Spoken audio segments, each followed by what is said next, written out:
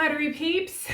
Today I'm going to show you how to make this beautiful winter birch tree mug. It's like a winter storm. I know the lighting's not great. I actually had to wait at sunset right now, so hopefully we can get this thrown and you can actually get to see it. I also, after I throw the mug and show you how I got this beautiful texture inside a wheel thrown mug, I have video of me glazing, how I do the glazing on this mug. Also, you can do this if you're a hand builder. You just hand build the mug and then you can see how I glaze it. So I have this tube. It's just a cardboard tube that you can get at a packing supply place or Walmart, probably Amazon for sure. And it actually came with some stuff, some art that I ordered, and I had some art prints. And I cut it up and I wrapped it in plastic. So we're going to use this. And then this is the Birch rolling pin. I really like this one. It's fairly simple. One thing I don't like is the trees don't line up. So it works great for this though. And it does work good for hand building. And I'll link where I got this in the description. So let's go ahead and lower you down and we'll throw a mug. We'll see how the arm does. Arm's doing pretty good. It's actually the throwing up, the pulling up this way. Centering's fine. It's just this motion that I'm having issues with. I am using B-Mix and I got about 1.25 pounds, I think. I went a little bit bigger. These were just 1 pound. So I'm going a little bigger this time because, you know, different size mugs, different people want different size mugs. So I make them in all different sizes. So let's go ahead and lower you down and we'll get started.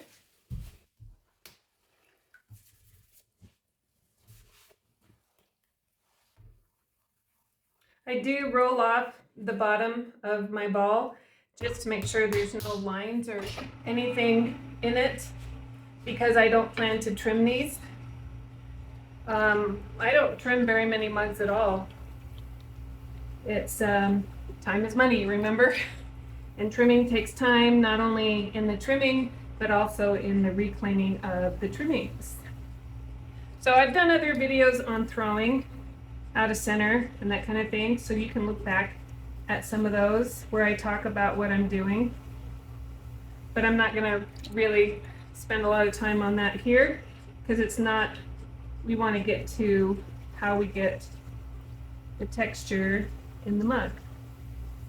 Okay, I usually always tend to get that little bit up off the wheel with my thumbnail. I'm going to go ahead and open it. I've been doing this long enough that I don't tend to check my bottoms. It's muscle memory, you just kind of know. So I'm going to go ahead and open it up. Then I do compress back to the center just to tighten up all those clay platelets. And then I like to put a little swirl in the middle. And I'll soften that swirl. Then I'm just going to go ahead and start pulling. There's a whole bunch of different ways of doing this where you've added texture. If you want to actually twist your design, you can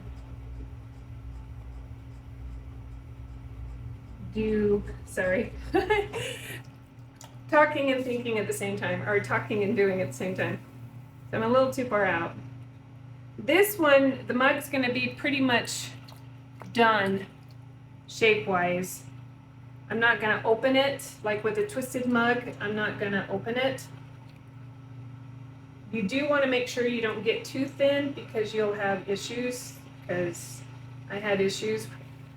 Because you are, just like when you're doing hand building, you are rolling texture. So I'm going to start with a straight mug.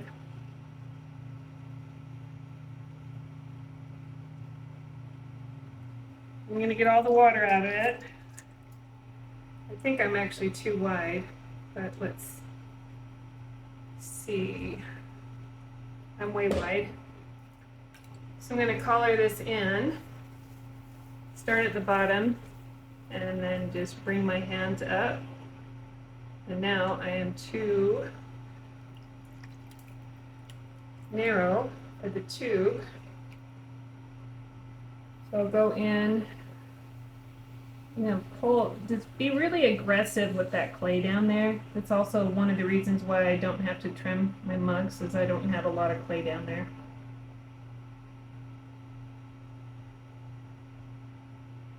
I'm probably too tall now.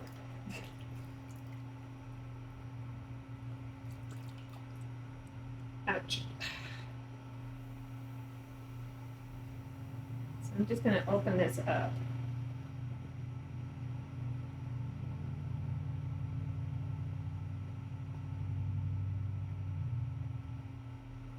There we go. So I'm going to go ahead and finish my mug. Did I do that? I don't remember. But I'm just going to go ahead and get this clay here off.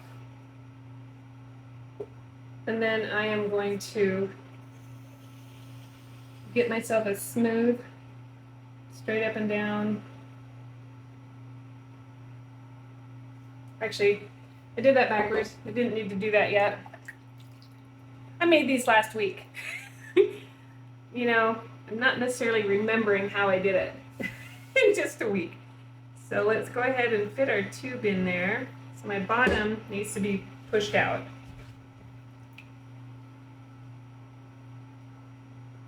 Just a little bit. So you want it to be loose in there to start.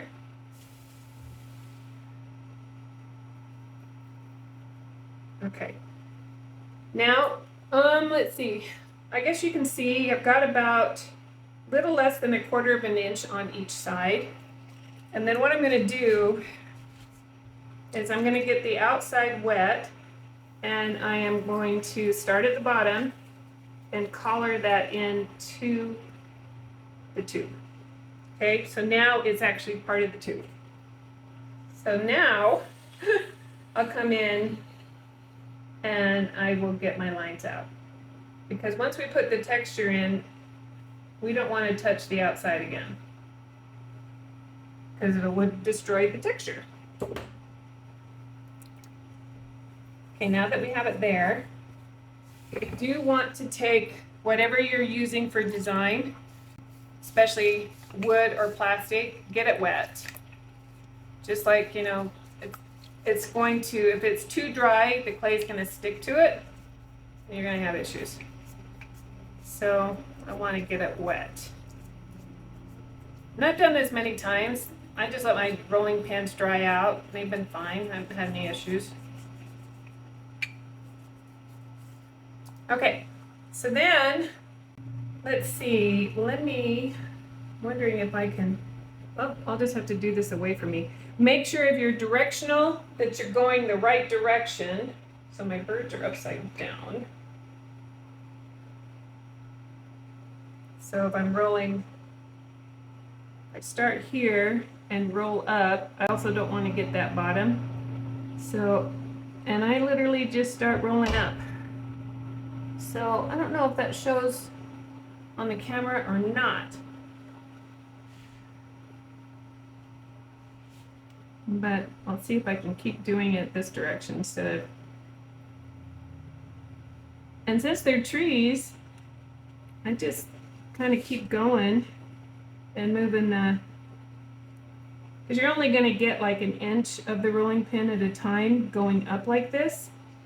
Now if you have a roller like the MKM rollers that you could go sideways, then you could do the whole mug at once, you know, by just, whoops. If you don't like, forgot that those trees do that where they don't meet up. So I'm just going to smooth that out. Make sure I'm not starting there. And I don't really spend a lot of time. I let the mug just kind of happen.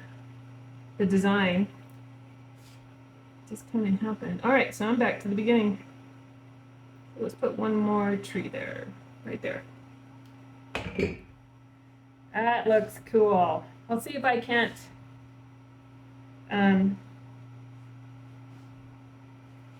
do a close-up. I might have got some of those trees where they split in there. But this is also, I actually want to change this one. So we're going to add a different tree right here. Yeah, that's better. Yeah, if you don't like it, just roll over it.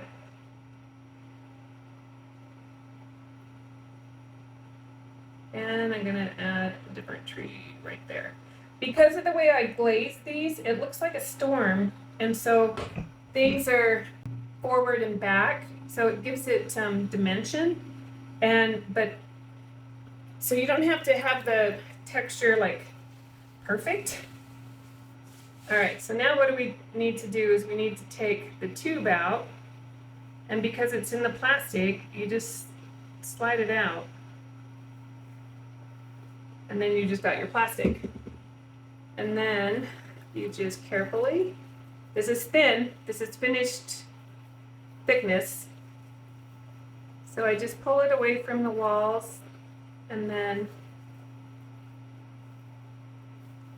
give it a twist, and it's out. And then all I do now is I need to, if I've distorted the rim, I need to cut the rim. But I need to put it back on center. So I'll take my sponge in there, because I don't also want to add a lot of moisture at this point.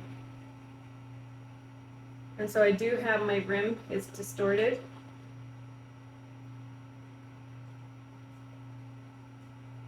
But I can easily get that back on.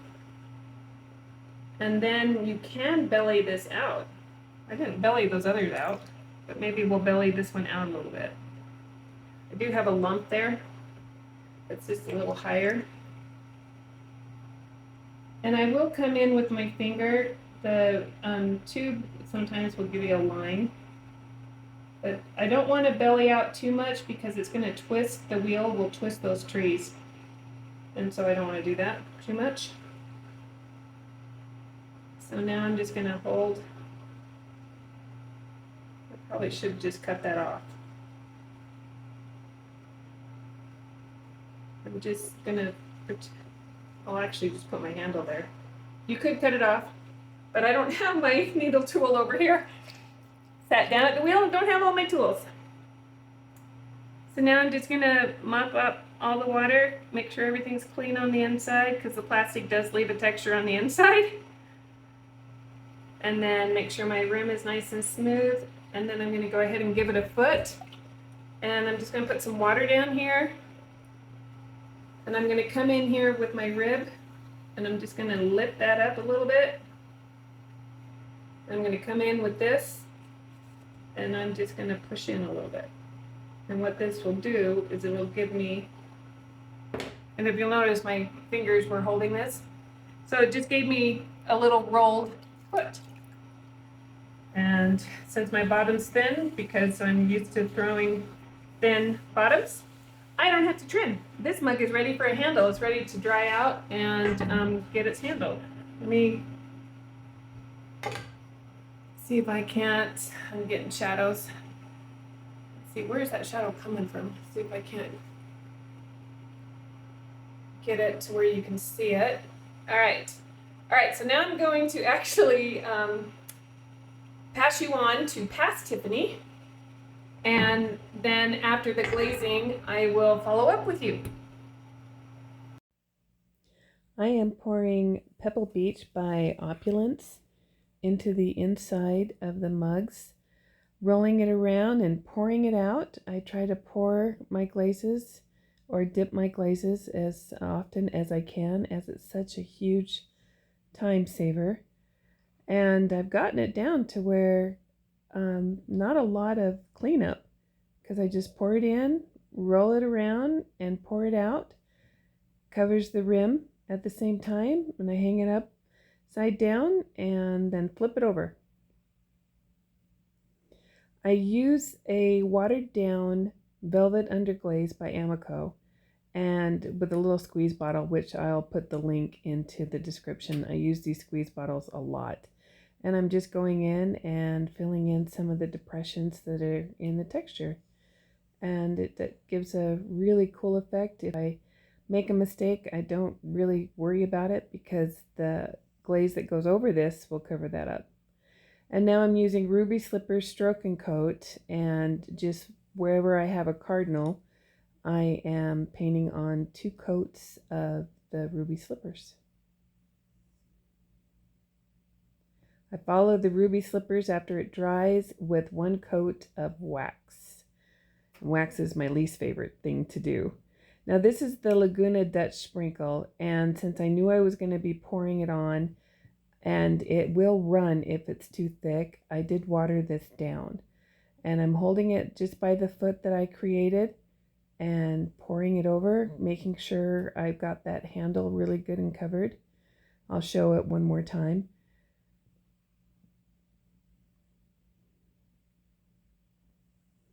I start with the handle and just make sure that, because usually that's where I mess up, so it's usually where I start. And then I just keep pouring all the way around the mug, overlapping, so that I make sure that the whole thing is covered.